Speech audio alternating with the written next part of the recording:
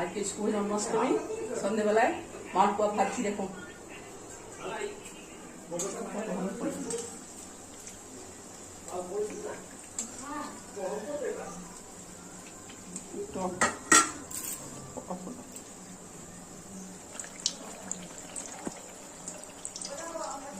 খানিকগুলো হয়েছে, মোটামুটি হচ্ছে। এরকম বন্ধুরা এভাবে আমি আলু পরোটা বানাচ্ছি আজকে রাত্রে। আজকে লুচি না করে আমার নাতিরা পরোটা খেতে চাইছে, তাই আলু পরোটা এভাবে আলু সুদ্ধ দিয়ে এভাবে বানাচ্ছি।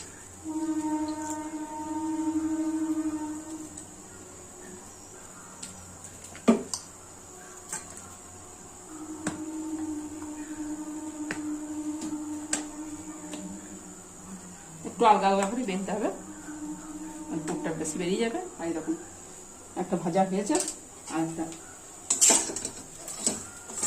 ভাজার সময় তো একটু সাবধান করে করে ভাজতে হবে, তাহলে আলু পুরটা বেরিয়ে যাবে না।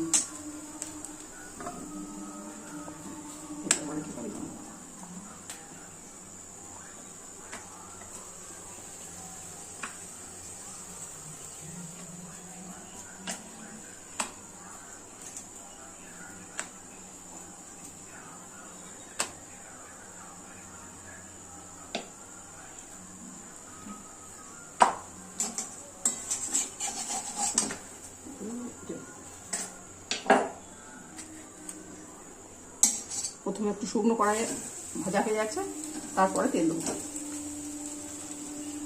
কেমন লাগবে বলবি বন্ধ করে।